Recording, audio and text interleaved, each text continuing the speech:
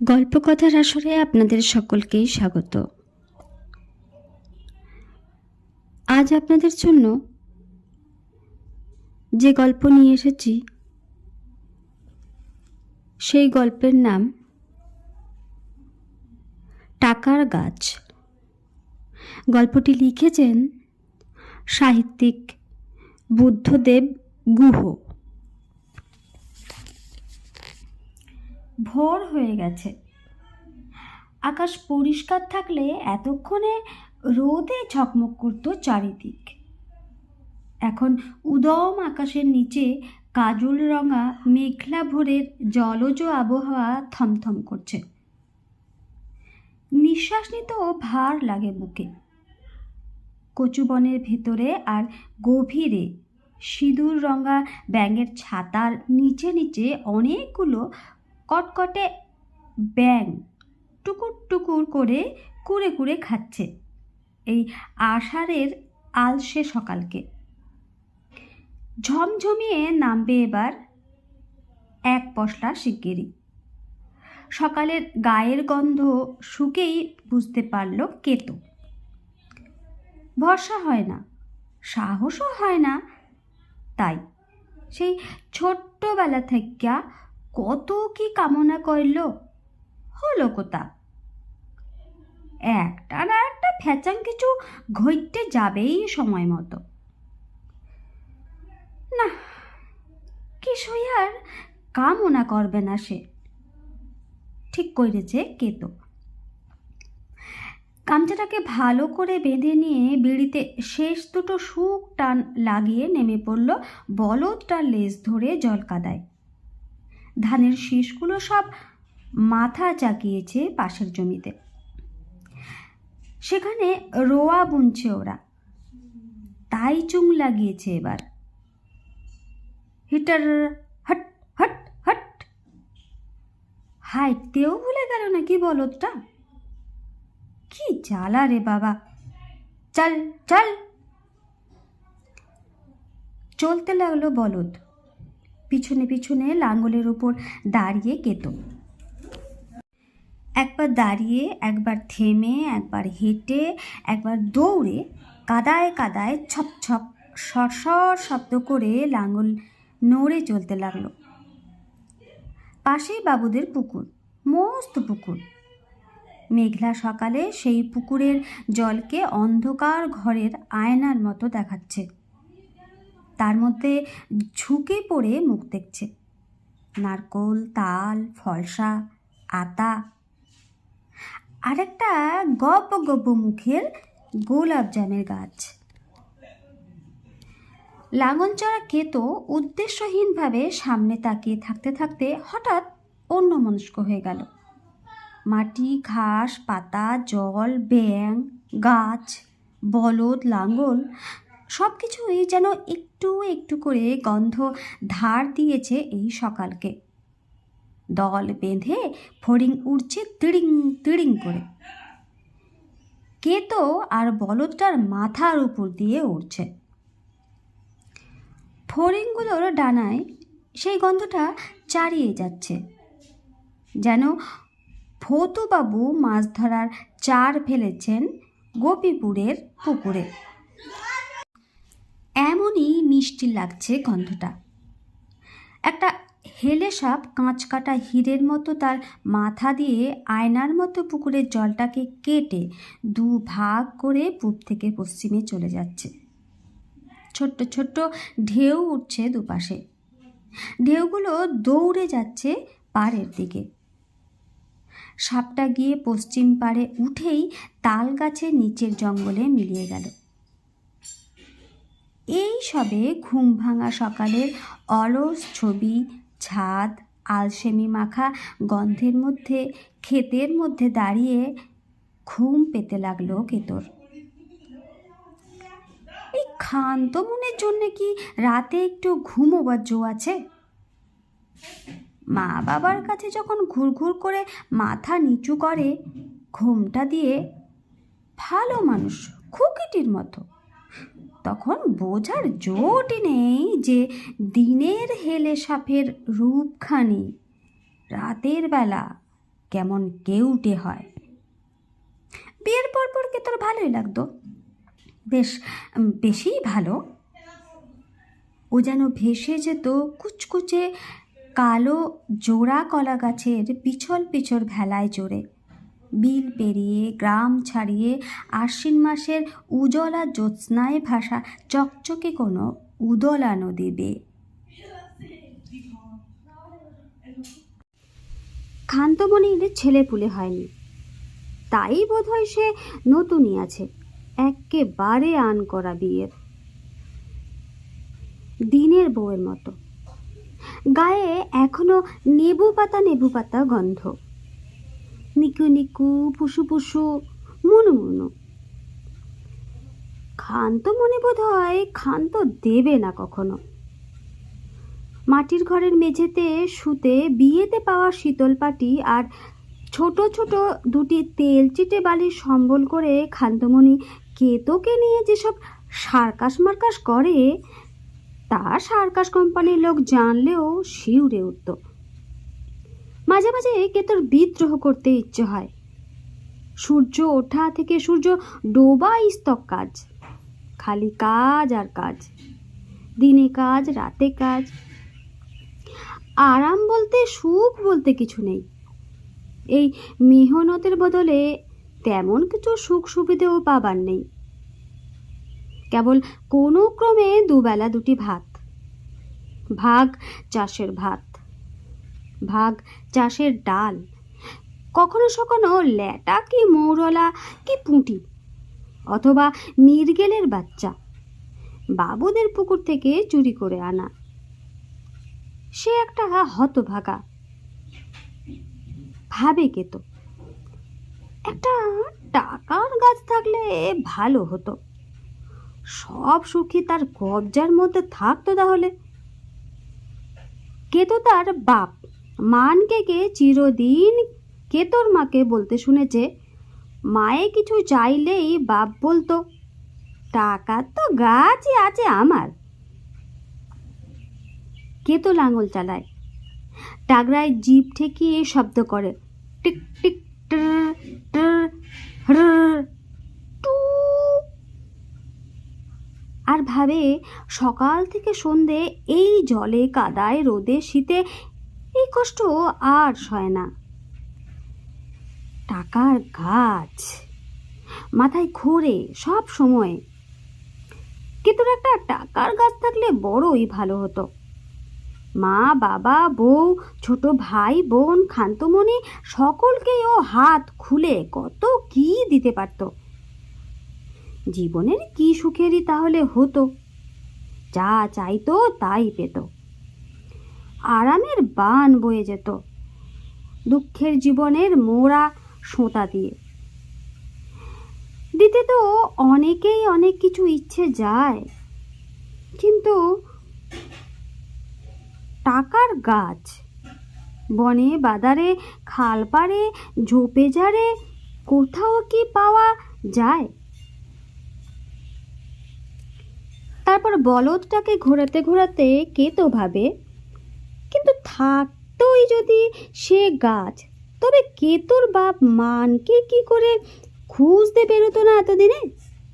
শুধু মানকে কেন, গাঁয়ের সব লোকে তো দৌড়ে যেত খোঁজ পেয়ে। শুধু যেত না মনসুরের চাচা, অদ্ভুত এই মনসুর চাচা। এই তো সেদিন দেখা হলো। কেতো বলল, কেমন আছো মনসুর চাচা?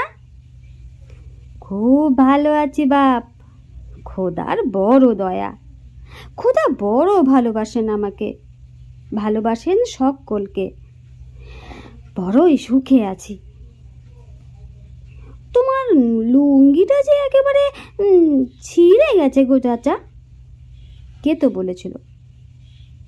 মুন্সের চমকে উঠে বলেছিল, তাই নাকি? ওহো, তাই তো। তারপর বলেছিল, তা সেলাই করে দেবক্ষণ তোর চাচি। না ছিঁড়লে সেলাই করবেটা কি? কেতো বলেছিল, এখন চললে কোথায়? আমি হামিদের বড় জ্বর রে, কচু পাতা কাটতে।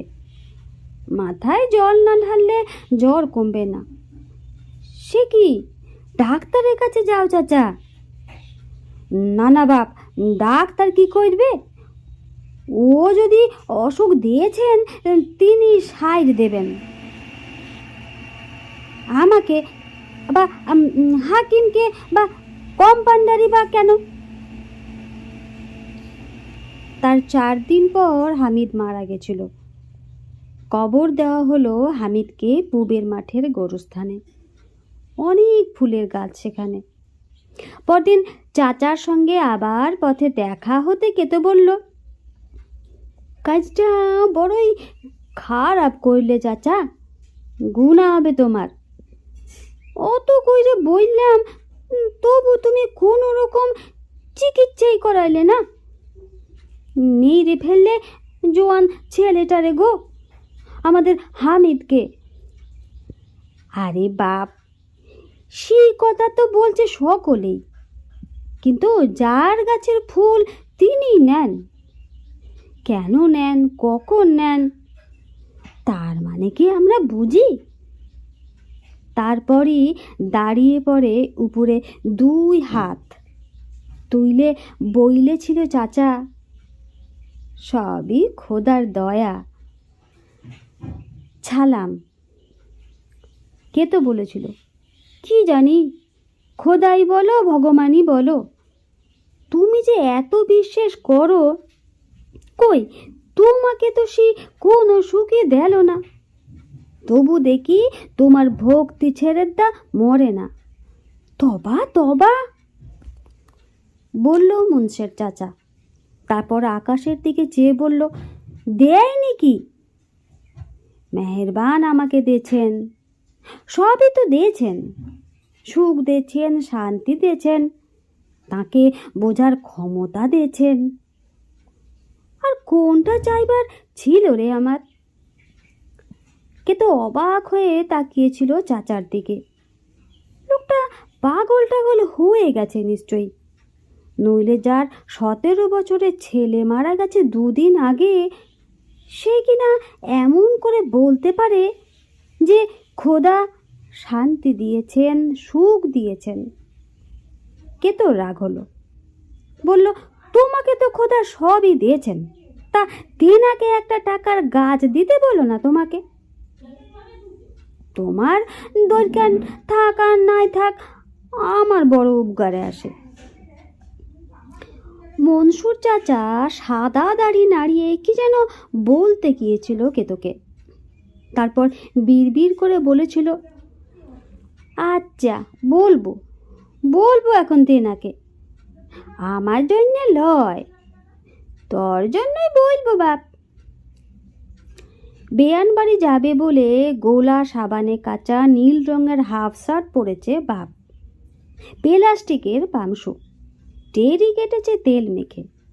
খান্তমণির মা নিত্যমণির যৌবন যেতে যেতেও শরীরের গাঙে লটকে আছে।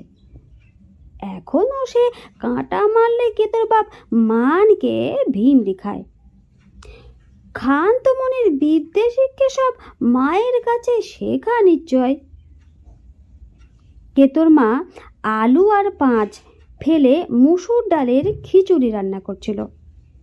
বাড়িতে কেতো আর কেতোর বাবা মাকে ছাড়া আর কেউই পেঁয়াজ খায় না। পেঁয়াজ রসুনে শরীর গরম রাখে। মানকে এর ফিরে আসার কথা ছিল, কিন্তু রান্না হবার পর টেঁড়া পোটলা এসে খবর দিল যে তার সঙ্গে মানকের দেখা হয়েছিল পঞ্চমুণ্ডীর সাঁকোতে। তার বাবা খবর পাইতেছে যে রাতটা বেয়াই বাড়ি থেকেই আসবে। কেতো বলল, ভালো করে ঢেকে রেখে দাও মা, ভোরের বেলা মাঠে যাবার সময় বাসি খিচুড়ি খেয়েই যাব। খান্তমণি নেই। কেতো ঠিক করলো আজ শোবে আর সঙ্গে সঙ্গে কুম্ভকর্ণ হবে। ফিস ফিস পুটুর পুটুর হ্যাঁচর পেঁচয় কিছুই নয়। পেট ভরে খিচুড়ি খেয়ে মাথার কাছে এক ঘটি জল রেখে জোনাকি জলা বাঁশঝাড়ের দিকে জানলার দিকে চেয়ে সোঁদা মাটির গন্ধ নাকে নিয়ে ব্যাঙের ডাক শুনতে শুনতে কেতো আরামে ঘুমিয়ে পড়ল। ঘুটঘুটে অন্ধকারে পঞ্চমুণ্ডীর সাঁকো পেরিয়ে কেতো চলেছিল খুব সাবধানে, আগে পিছে দেখতে দেখতে। ভয়ে উত্তেজনায় বুক কাঁপছিল কেতোর। এদিকে খুব ফণি মনসার ঝাড়, ঠিক ঠিক মনে রেখেছে সব। বুড়ো বটের নিচে মা শেতলার ভাঙা দেউল, আরও এগিয়ে গেলে পি সাহেবের দরগা। এখন আর কেউ এদিকে মোটে আসে না। গোখরো আর শঙ্খচূড়ের আড্ডা এখানে। কখনো কারো গরু ছাগল ভুল করে এদিকে চড়তে এলে আর ফেরে না। তেনাদের কামড়ে মুখে গাঁজলা উঠে পড়ে থাকে। কিন্তু কার্তিক অর্থাৎ কেতো তবু রাতের বেলায় এসেছে, গভীর রাত। মুন্সির চাচার নির্দেশ অনুযায়ী হাতে লণ্ঠন, এখন পশ্চাতে বাঁশ না হলেই ভালো। ভয়ে সারা শরীর ঘেমে উঠেছে কেতোর। অতি সাবধানে পা ফেলছে। ভাঙা দেউল আর পোড়ো দরগার মাঝামাঝি যে শ্যাওড়া গাছ, তা থেকে দক্ষিণে 20 পা হাঁটলে একটা প্রকাণ্ড সন্ধ্যা মালতীর ঝাড়। সেই ঝাড়ের একেবারে ভিতরে সাদা ছোট ছোট গোল গোল পাতাওয়ালা একটি ছোট্ট নাম না জানা গাছ। সেইটেই টাকার গাছ। সেই গাছের সামনে দাঁড়িয়ে আল্লাহ টাকা দে, টাকা দে, দে টাকা, টাকা দে বললেই সাদা পাতাগুলোর বদলে ফস ফস করে টাকা বেরোতে থাকবে। একাদশী, চতুর্থী আর অমাবস্যা রাত ছাড়া অন্য রাতে ওখানে যাওয়া বারণ। ঈদের চাঁদ দেখার পর 15 দিন একেবারেই যাওয়া মানা। লণ্ঠনটা উঁচু করে তুলে ভয়ে ধুরু ধুরু বুকে কেতো শ্যাওড়া গাছটা থেকে গুনে গুনে 20 পা গিয়েই সন্ধ্যা মালতীর ছোপটা দেখতে পেল। গা ছমছম করে উঠল কেতোর। দূরে পঞ্চমুণ্ডীর আসনের কাছে শেয়াল ডেকে উঠল। একসময় হতো, আজকাল আর শিপটিপ হয় না দেওয়ালে। শেয়ালগুলো মাটিতে পোঁতা মুন্ডু টেনে বার করছে নাকি? একদল বাদুড় ছপ ছপ করে উড়ে এলো শেওড়া গাছটা থেকে, যেন কেতোকেই দেখতে। দুটো পেঁচা উড়ে উড়ে ঝগড়া করতে লাগলো দূরে, নানা রকম শব্দ করে। দুর্গুম, মারগুম, হারগুম, ধরগুম, লাশগুম। গাঁয়ের সাহসী ছেলে কেতো বুক ভয়ে শুকিয়ে এলো। সন্ধ্যা মালতীর ঝোপের মধ্যে ঢুকে পড়েছে কেতো একেবারে। বড় ভয় করছে। মুন্সির চাচা যখন এই টাকার গাছের ওষুধ দেয় তখন অদ্ভুতভাবে হেসেছিল। আমাকে পরে দোষ দিসনি যেন বাপজান। কি যেন ফুঁস করে উঠল ঝোপের মধ্যে থেকে। সাপ, প্রকাণ্ড কেউটে সাপ, ফনা ধরে উঠেছে কেতোর বুক সমান। এমনই কথা ছিল। কেতো বলল, আল্লাহ টাকা দে, টাকা দে, দে টাকা, টাকা দে। আশ্চর্য, অমনি সাপটা সরে গেল আর সাপটার আড়ালে একটা ছোট্ট সাদা ছোপ দেখতে পেল কেতো। অবাক চোখে তাকিয়ে থাকলো কেতো সেই দিকে। দেখতে দেখতে সেই সাদা পাতাগুলো ফস ফস ফস করে 100 টাকার নোট হয়ে গেল। কেতো 100 টাকার নোট হাটে বাজারে ব্যাপারীদের কাছে দেখেছে, কখনো হাতে ধরেনি। পটাপট বোটা থেকে ছিঁড়তে লাগলো। সবচেয়ে মজা লাগতো দেখে যে এই নোট ছিঁড়ছে অমনি সেই বোটাতে নতুন নোট গজাচ্ছে। লণ্ঠনের আলোয় ভালো করে দেখল। ঠিক টাকা, একেবারে নতুন নতুন গন্ধ, অশোক চক্র ছাপ টাপ, আপিসের সই টই সব ঠিকঠাক। শখানেক পাতা ছেঁড়ার পর কেতর হঠাৎ মনে হলো 100 টাকার নোট মানে 10,000 টাকা। তাদের বাড়িতে তো ডাকাত পড়বে জানাজানি হলে। এত টাকা দিয়ে কি করবে ও? এত আর প্রয়োজন নেই, সারা জীবনেও তো খরচ করে উঠতে পারবে না, ভাবলো কেতো। এও ভেবে নিশ্চিন্ত হলো যে আর এই গাছের কাছে তাকে আসতে হবে না এ জন্মের মতো। এই প্রথম, এই শেষ। কোচর থেকে অর্ধেক টাকা বের করে ও টাকার গাছকে ফেরতও দিতে গেল, কিন্তু গাছ নিল না। উল্টে সেই সাপটা কোথা থেকে হঠাৎ আবার ফোঁস করে উঠল। কেতো তাড়াতাড়ি টাকাগুলো কোচরে নিয়ে ফেরার পথ ধরল। কেতো বলল, আল্লাহ তোমার ব্যাবাক দয়া। একেবারে ভোর ভোর উঠে পড়ল কেতো। শহরে পৌঁছেই প্রথমে যে সমস্যা হলো কেতোর, তা হচ্ছে টাকা ভাঙাবে কোথায়। 100 টাকার নোট ভাঙাতে গেলেই লোকে ভাববে কেতো নিশ্চয় চুরি করেছে কারো কাছ থেকে।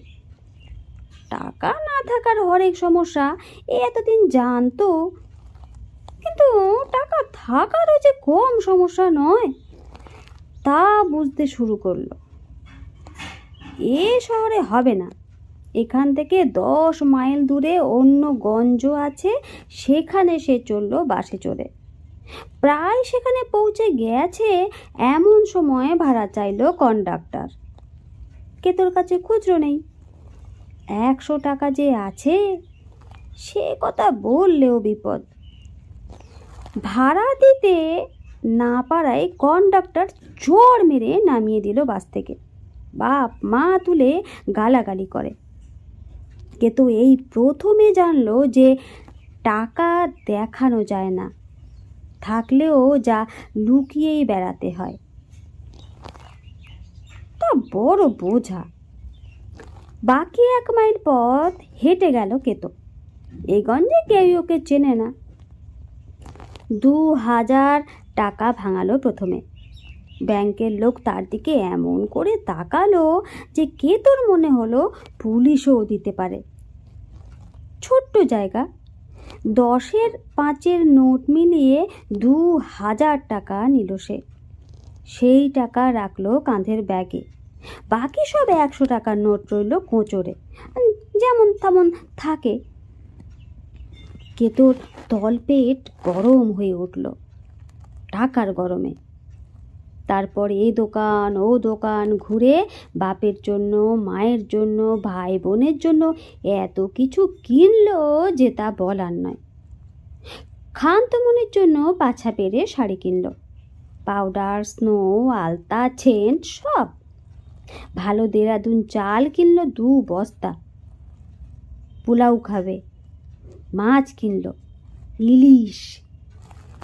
ইস, কতদিন খায়নি। দুপুরের খাওয়াটা হোটেলেই খেলো, মাংস, ভাত, দই, মালপো পেট ভরে। তারপর পান খেয়ে সিগারেট কিনলো 1 কার্টন। কিনেই ফেললো। রোজ আর আসবে না। দিয়াশালায় 2 ডজন, হ্যাজাক 4টে, কেরোসিন আর সর্ষের তেল 1 টিন করে, পেট্রোলও। ছাগল পাঠার গলার দড়ি ধরে মুঠের সঙ্গে মালপত্র নিয়ে কেতো যখন গ্রামে পৌঁছলো তখন বেলা যায়। ওকে দেখে সকলে দৌড়ে এলো। সকলে যে যার যার জিনিস দিল। সে রাতেই কেতো রাতারাতি কর্তা হয়ে গেল বাড়ির। আর বাবা মা ভাই বোন সবাই তার প্রজা। আর রাজা সেই। টাকা থাকলে মেহনত করতে হয় না, তাই শুধু জানতো কিন্তু প্রথম দিনই ও বুঝতে পারলো যে টাকা থাকার আরও অনেক ব্যাপার আছে। এতদিনে যেন ও হঠাৎ বুঝতে পারলো যে যাদের অনেক টাকা, যাদের খাওয়া পড়ার চিন্তা নেই, আরাম বিরামের চিন্তা নেই, তারাও কেন টাকা আর টাকা করে মরে। টাকা ক্ষমতা দেয়, এই যুগে সম্মান দেয়, প্রতিপত্তি আনে। নিজেদের বাড়ির উঠোনে দাঁড়িয়ে কেতর তলপেট টাকার গরমে পুড়ে যেতে লাগলো।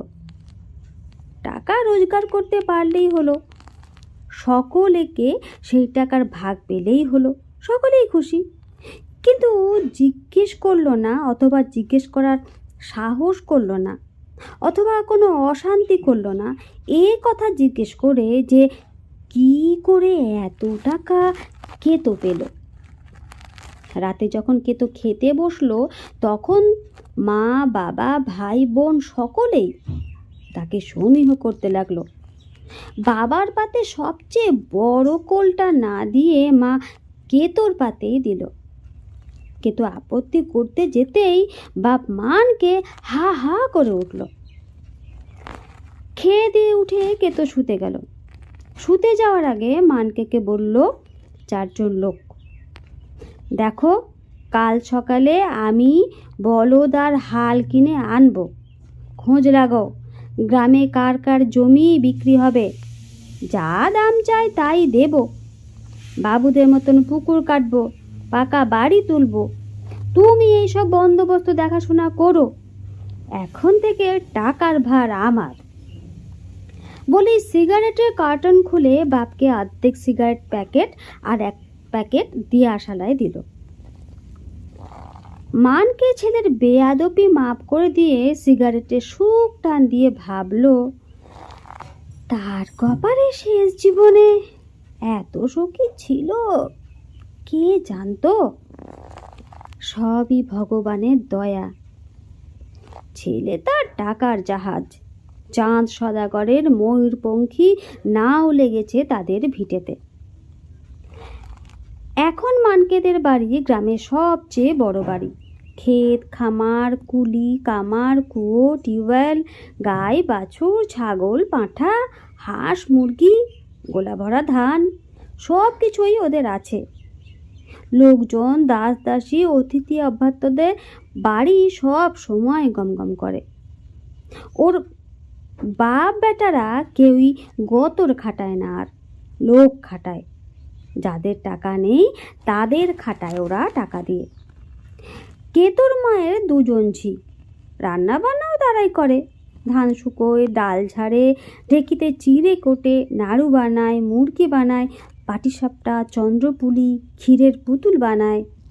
বসে শুয়ে গেদে খেতে কেতোর মায়ের কোমরে গেটে বাত হলো। বাপ মানকের এক নতুন অসুখ হলো, ডায়াবেটিস, বহুমূত্রে রোগ। ডাক্তার এলো, ওষুধপত্র পড়ল, কিন্তু এই অসুখ নাকি সারে না, বড়জোর কমে। যারা বসে বসে কাজ করে অথবা বসেও কাজ করে না, শুধুই বসে খায় মানকের মতো, কেতোর মতো, তাদেরই নাকি এই অসুখ হয়। খান্তমণিরও আলাদা লোক আছে। খান্তমণি বাবুদের মেয়েদের দেখা দেখি তাকে আইয়া বলে ডাকে। খান্তমণির আলকেউটের মতো চকচকে হিল হিলে কেলে রঙা শরীরটা, যে শরীরটা নিয়েও সার্কাস করতো কেতোর সঙ্গে, উল্টাতো পাল্টাতো, ছিটকে সরে যেত, ঝাঁপিয়ে বুকে আসতো, সেই শরীরটা এখন হারিয়ে গেছে। প্রচুর মেদ জমেছে খাঁজে খাঁজে। শরীরের পাহাড়, নদী, জোনাক জলা নরম মাঠ সবই ঢেকে গেছে মেয়েদের নোনা জলে। আজকাল খান্তমণি আদর করতেও পারে না, খেতেও পারে না, খালি গুচ্ছে খায় আর ঘুমোয় আর সাজে, যদিও তার সাজ কেউই দেখে না। কেতোদের বাড়িতে ঘুঘু, বুলবুলি, মুনিয়া, মৌটুসিদের শীষ আর শোনা যায় না আজকাল। ডিজেলের পাম্প চলে, ধানের কল চলে, জেনারেটরের আলো জ্বলে, পাখা চলে ঝমঝম ঝাঁ ঝাঁ, সব সময় জয় চিৎকার। একটু শান্তি নেই আর, কিন্তু অনেক টাকা আছে। যখন ক্ষান্ত মনের শরীর ছিপছিপে ছিল, মুখ রোগা ছিল, তখন ছেঁড়া লাল পেরে মোটা শরীরেও তাকে সুন্দরী দেখাতো। কেতর বুকে চমক লাগলো। এখন দামিনী শাড়ি পরে, ভারী গয়না, উগ্র সব ছেঁট মেখেও তাকে পচা কলাইয়ের বস্তার মতো দেখায়। বড়লোকই তার সব সৌন্দর্য গিলে খেয়েছে মৌরলা মাছকে যেমন করে ভেটকিতে খায়। আরামে খেয়ে গেছে তার সব শরীর মনের আনন্দ। কেতোর মনেও একটুও সুখ নেই। এই কেতো অন্য কেতো, বসে খেয়ে খেয়ে শুয়ে শুয়ে টাকা নিয়ে ভেবে ভেবে একেবারে হাড়ে মজ্জায় বিরক্ত হয়ে গিয়ে একটু ঝিনচাক করার জন্য দূরের গঞ্জে কেতো রাখস্তি রেখেছে একজন ছিপছিপে মেছুনি মেয়েকে। ক্ষান্তমণির গড় পেটন আগে যেমন ছিল তেমনই তার গড় পেটন, নরণচরণ চলন বলন। কেতো সপ্তাহে 2 দিন যায় তার কাছে। রাত কাটায় না, বদনামের ভয়। যার যত টাকা তার তত বদনামের ভয়। প্রাণের ভয় টাকার পরিমাণের সঙ্গে সঙ্গে সমান তালে বাড়ছে, কেতো জেনেছে। দুপুরবেলা গিয়ে মেয়েটাকে আদর করে কেতো, আর আদর খায়। টাকার গাছ থেকে ছিঁড়ে এনে মুঠো মুঠো টাকা দেয়। মেয়েটার নাম মনোহারিণী, বড় ভালোবাসে কেতোকে। খোলসের মতো গায়ের রং, ইলিশের মতো গন্ধ গায়ে, আর পুটির মতো ছটপটে। মাছটাকে টাকার বলতে বন্দি করেছে কেতো। মেয়েটার সমস্ত পৃথিবী, যৌবন, জীবন কেতোরই হাতে। শুধু ভালোবাসা দিয়েই যে ভালোবাসা পাওয়া যায়, এসব ফালতু কথাতে কেতো বিশ্বাস করে না। কেতোর হাঁটুতে একদিন হলো একটা ব্যথা হচ্ছে প্রায়। আজকালও একেবারে হাঁটে না। মোটর সাইকেল কিনেছে একটা। গঞ্জের ডাক্তার বলেছে এই অসুখের নাম আর্থাইটিস, একরকমের বাত। ক্ষান্তমণির বাবাকেও কম দেয়নি কেতো। যার টাকার গাছ আছে তার ভাবনা কিসের? তাদের বাড়িও পাকা করে দিয়েছে ও। শ্বশুর শাশুড়িকে মাসে 500 করে টাকা দেয়। শাশুড়ি বড় ভালোবাসে কেতোকে। যদিও মাগুর মাছ নয়, কেতো তার বাপের মতো, তবুও হাতে বানানো মিষ্টি পাঠায় শ্বশুরকে দিয়ে শাশুড়িকে কেতোর কাছে। যখন প্রতি মাসের পয়লাটে টাকা নিতে আসে শ্বশুর। আজকাল কত লোক যে ভালোবাসে কেতোকে, কেতো জেনে অবাক হয়ে যায়। টাকার গাছটার মতোই কেতো যে এত গুণ ছিল তা কেতো কখনোই জানেনি। এতদিন কেতোর কাছে দূর দূর থেকে আত্মীয় স্বজনও আসে এখন, যাদের সে জীবনে দেখেনি। যারা আছে বা ছিল বলে কখনো জানেইনি পর্যন্ত। বন্ধু বান্ধবও আসে যায়, বলে পাঠশালায় একসঙ্গে পড়তো নাকি তারা কেতোর সঙ্গে। কেতো তাদের মুখ ভুলে গেছে। সকলেই টাকা চাইতে আসে, মোসাহেবির মোচ্ছব লাগায়। কারো অসুখ, কারো মেয়ের বিয়ে, কারো ঘর পড়ে গেছে, কারো ছেলে মেয়ে হবে, কারো চাষ হয়নি, কারো গ্রামের নদীতে বান। এত লোক যে কেতোকে চিনতো জানতো, কেতোর ওপরই তাদের ভালো মন্দ শুভাশুভর জন্য নির্ভর করত, এমন নিশ্চিন্ত হয়ে তাকে তো একেবারেই জানতো না আগে। টাকা কেতো সকলকেই দেয়। টাকার গাছ থাকতে তার ভাবনা কি? সকলেই ধন্য ধন্য করে টাকাওয়ালা কেতোকে। কিন্তু আজ কেতো মানুষটাকে যারা তাকে কাছ থেকেও জানতো তারাও ভুলে গেছে। গাঁয়ের লোকেরা সকলে জয় জয়কার করে। আগে যখন গাঁয়ের মধ্যে মুন্সের চাচার ইজ্জত ছিল সবচেয়ে বেশি, এখন কেতোর। টাকা থাকলে সব কেনা যায়, লজ্জা, মান, ভয় সব। মাঝে মাঝে কেতো ভটভট করে মোটরসাইকেল চালিয়ে গ্রামের পথে যেতে যেতে দেখতে পায় খালি গায়ে মুন্সির চাচা খেতে কাজ করছে, রোদে জলে কাদায়। কখনো চাচার বাড়ি গেলে দেখে বড়ই দুঃখ চাচাদের। ঘরে খাবার নেই, চালে খড় নেই, চাচির শাড়ি ছেঁড়া, হামিদের ভাই বোনের পিঠে আর এক পেট। কেতো একদিন চাচাকে টাকা দিতে গেছিল। চাচা ওর সামনেই টাকাগুলো ছিঁড়ে ফেলেছিল। কেতো হাই হাই করে উঠেছিল। চাচা হো হো করে হেসে বলেছিল, বাপজান তোর দুঃখ কিসের, তুই তো গাছতলাতে গেলেই আবার পাবি। তারপর বলেছিল, বাপরে এই টাকার জন্য এত দরদ তোর, নিজের ঘাম পায়ে ফেলে রোজগার করলে না জানি কি হতো রে। তোর টাকাই নেব যদি, তবে গাছের হোসে তোকে না দিয়ে আমি তো নিজেই বড়লোক হতে পারতাম। কিরে? কে তো লজ্জা পেয়ে চলে যায় আর ভাবে এই লোকটার বড় সুখ, এই লোকটার এত কষ্ট অথচ এত আনন্দ। দীর্ঘশ্বাস ফেলে কেতো ভাবে এত কিছু পেয়েও এই লোকটাকে বোঝার ক্ষমতার বুদ্ধি পেল না, ওকে কেনবার মতো টাকাও পেল না। তাকে বুঝতে পারে না, চেষ্টাও করে না। আর একদিন কেতো টাকার গাছের সামনে গিয়ে 10,000 টাকা নিয়ে আসার সময় ভেবেছিল যে আর কখনো এ জীবনে তাকে সেখানে যেতে হবে না। এখন প্রায়ই আসতে হয়, নিয়ে যেতে না যেতেই ফুরিয়ে যায়। কেতো জেনেছে মানুষের প্রয়োজন বাড়লেই বাড়ে, প্রয়োজনের কোনো শেষ নেই।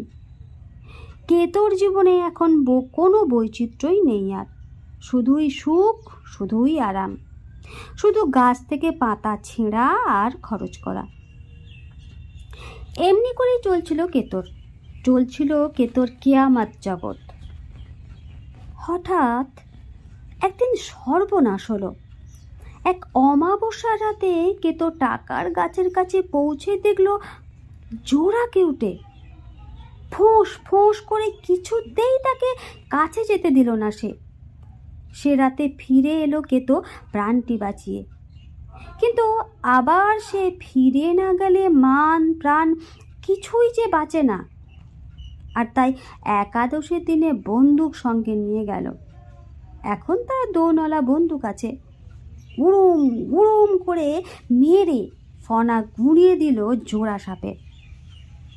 মরা সাপ পেরিয়ে গিয়ে টাকার গাছের কাছে গিয়েই দেখে সর্বনাশ, সেখানে সেই টাকার গাছটাই নেই।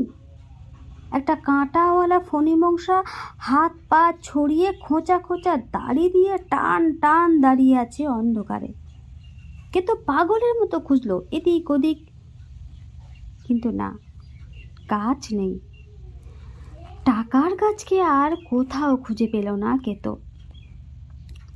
7 সকালে কেতোর শ্বশুর এলো, বলল, বাবা কেতো, 1000 খানেক টাকা না হলে তো নয়, খান তোমাকে নিয়ে সামনের হপ্তাহে একবার বক্রেশ্বর তারাপীঠ যেতেই হবে, মানত করে এসেছিল, চুল ফেলতে হবে। চুল? কেতো বিমর্ষ হয়ে বলল, অমন সুন্দর চুল? কেতোর শ্বশুর বলল, না না, মাথার চুল নয়, বগলের চুল। তোমার বাবার বহুমূত্রী রোগের জন্য মানত করেছিল। কেতু জবাবে বলল, টাকা নেই, সত্যিই নেই, বিশ্বাস করুন। শ্বশুর চলে যেতেই বাপ মানকে এলো, বলল, সামনে জামাই ষষ্ঠী আসছে, পুটি আর মাখনকে আনবার জন্য ছোটকাকে পাঠাবো। তাদের ফার্স্ট ক্লাসের ভাড়া, স্টেশন থেকে ট্যাক্সি ভাড়া, ছোট যাতায়াত বাবদ 400 টাকা দিত কেতো। কেতো বলল, টাকা নেই বাবা। টাকা নেই? মানকে অবিশ্বাসের গলায় বলল। তারপর বলল, আচ্ছা। ছেলের মুখের দিকে ঘৃণার চোখে তাকিয়ে চলে গেল বাপ। উজলাপুরের মাসি এলো, তার মেজ মেয়ের বিয়ে ঠিক হয়েছে। কেতো তার বড় মেয়ের বিয়েতে 3,000 টাকা দিয়েছিল। তখন তো কাজটা ছিল। এখন মেজ মেয়ের বিয়ে। মাসি চৌকাঠের সামনে মোড়া পেতে বসে মুখে পান নিয়ে বলল, তোকে দেখলে যেন বুক জুড়োয়। কত লোকের গব্ব তুই, আমাদের গব্ব, গায়ের গব্ব, গোষ্ঠীর গব্ব। তারপর বলল, এখন থেকে টাকাটা না পেলে বন্দোবস্ত তো কিছুই করা যাবে না ধন, তাই এলাম এত দূর পথ নিজেই। যাবার সময় স্যাঁকড়াকে সঙ্গে নিয়ে যাব একেবারে। কেতো বলল, মাসি টাকা নেই, যখন ছিল তখন দিয়েছি, আজ সত্যি নেই, বিশ্বাস করো। নেই বলিস কি ধন? অমন অলক্ষীর মতো কথা মুখেও আনতে নেই। নেই নেই করতে করতে সত্যি লক্ষ্মী পালায়। তবে আমাকে দিবি না সে অন্য কথা। তোর উপর দাবি তো নেই কোনো, আমি আর তোর কে। তারপর একটু চুপ করে থেকে মাসি বলল, আমাকে না দিলে নেই, তবে তোর নিজের সম্মান, নিজের মান মিথ্যে কথা বলে নষ্ট করিস না। উজ্জ্বলা মাসির কথা তো ভুলবি, হয়তো গর্ভবতী মাকেই ভুলে যাবি একদিন। কিন্তু হতভম্ব হয়ে মাসির দিকে চেয়ে রইল। অনেক চেষ্টা করেও মনে করতে পারল না বড় মেয়ের বিয়ের সময় টাকা চাইতে আসার আগে মাসিকে কেতো কখনো চোখে দেখেছিল কিনা। না, দেখেনি, কখনো চোখে দেখেনি। মনে পড়ল পরিষ্কার। মানকে গিয়ে কেতোর মাকে বলল, তোমার ছেলের কাছে তুমি যেও, আমি অপমান হতে আর যাব না। তোমার বড় লোক ছেলের মশাইবি আমার দ্বারা হবে না। খান্তমণি আছড়ে কেতোর ঘরে এসে বসে রইল। তোমার ঘর আমি চললাম বাবার সঙ্গে। বেয়াই বাড়িতে বাবা অপমান সইবে, তা আমি সহ্য করব না। এমন মেয়ে ক্ষান্ত নয়। বাবা 1000 টাকা চেয়েছিল, তুমি দাওনি। এখন আমি 2000 চাইছি, আমাকে দাও। না দিয়ে দেখোই তুমি কি পয়লাটাই ঘটাই। কেতো মুখ নিচু করল, কাশল, বলল, সত্যি বলছি খেমি, টাকা নেই, বিশ্বাস করো, নেই। তোমার সব কথায় বিশ্বাস করি, আর এইটা করব না বলেই কেতোকে একটা খোঁটা দিল মনোহারিণী সম্বন্ধে। খান্তমনু একটু একটু শুনেছে, কিন্তু পয়সাওয়ালা পুরুষের অমন একটু একটু গুণ থাকেই। তার নিজের সঙ্গে তো কোনো খারাপ ব্যবহার করেনি কেতো কখনো, তাকে ফেলেও দেয়নি। যদি সে সুখ পায় দুপুরবেলায় লুকিয়ে চুকিয়ে একটু একটু, তো পাক না। গঞ্জের মনোহারিণী তো তার বিয়ে করা স্ত্রী নয়, কেতোর মাগ। মাগের জাগ তো বন্ধ দরজার ঘরেই। গ্রামে গঞ্জে সমাজে মাগের আবার কোনটা বড়াই। কিন্তু টাকাও দেবে না, আবার এসবও, তা হবার নাই। যা হয়ে গেছে তা হয়ে গেছে। খান্তমণি ঘুরে দাঁড়িয়ে বলল, আমার বেলা টাকা নেই, আর অন্য অনেকের জন্য তো। তারপর একটু চুপ করে থেকে বলল, আজকের হিসেবটা নেবই আমি। তোমার গুণের কীর্তন গাইব, হাটে হাঁড়ি ভাঙব। তোমার ভাই সব বলেছে আমাকে, আমি উকিলের কাছে যাব। আমার বাবাও ফেলনা লোক নয়। আমি তাকে বলেছি তোমাকে ডাইভোর্স দেব। কেতো চুপ করে দাঁড়িয়ে রইল খেন্তমণির মুখে ডাইভোর্সের কথা শুনে। ঠিকই কথা, খান্তমণি বাবা ফেলনা লোক নয়। আজকে জমি জমা, পুকুর, পাকা বাড়ি, বলদ, দুধের গরু সবই মালিক। যদিও এক এক করে সব কেতোই দিয়েছে, অনেকে দিয়েছে। কেতো দিয়েছে অনেক, আজ আর দিতে পারছে না, সত্যিই পারছে না দিতে। কাউকে আর কিছুই। এই জন্যই চারধারে এত সরগোল, এত অশান্তি, এত অসন্তোষ। বিদ্বেষের ধোঁয়ায় ধোঁয়ায় চারধার অন্ধকার হয়ে উঠেছে। বারান্দায় কেউই ছিল না। কেতোর পাশে এখন ভিড় নেই। কেতো একা, অনেক কিছু ভাবতে পারছেও। কেতো ভেবেছিল হাত পা খুললে যারা সেই উপর হাতের গোড় পায় তারা আর কিছুতেই রাজি থাকে না। তারা ভাবছে কেতোর অনেক আছে, এখনো আছে। যে পরের জন্য এত করতো ও করে, সে নিজের জন্য না রেখে সে এমন কথা একেবারে বিশ্বাসের নয়। আছে নিশ্চয়, কিন্তু ইচ্ছে করে দিচ্ছে না। এক এক করে অনেক কথা বুঝতে পারছিল কেতো, যে কথা গরিব থাকার সময় এমনকি বড়লোক হওয়ার পরও বোঝেনি।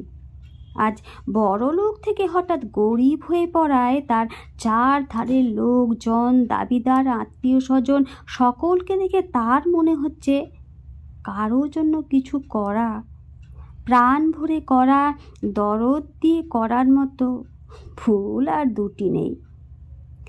খোলা হাত বন্ধ করলেই বিপদ, বেদম বিপদ। আজ মনোহারিণীর জন্মদিন। গত বছরের জন্মদিনে অনেক কিছু দিয়েছিল কেতো। এবার শুধু দুটি চকোলেট কিনে নিয়ে গেল দুপুর। টাকা নেই, টাকার গাছও নেই। তবু এই ভয়ঙ্কর সময়ে মনোহারিণীর কাছে গেলে হয়তো শান্তি পাবে একটু। মনোহারিণী কেতোর ভাইয়ের কাছ থেকে কেতোর হঠাৎ পরিবর্তনের কথা ইতিমধ্যেই শুনতে পেয়েছিল। চকোলেট দুটো হাতে নিয়েই জানলা দিয়ে ছুঁড়ে বাইরের কচুরি পানায় ঢাকা পুকুরে ফেলে দিল। বলল, থাক, আর সোহাগে কাজ নেই, আগের কথা ভুলে যাও। কেতো বড় দুঃখ পেল। ও ভেবেছিল মনোহারিণী হয়তো তার সঙ্গে অন্যদের মতোই নিষ্ঠুর ব্যবহার করবে না, ও অন্তত ভালোবাসবে কেতোকে। কেতো হাসলো বোকার মতো।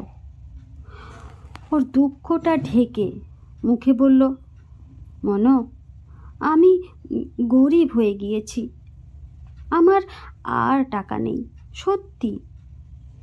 মনো বলল, টাকা নেই তো আমিও নেই, তোমার কেউ নেই।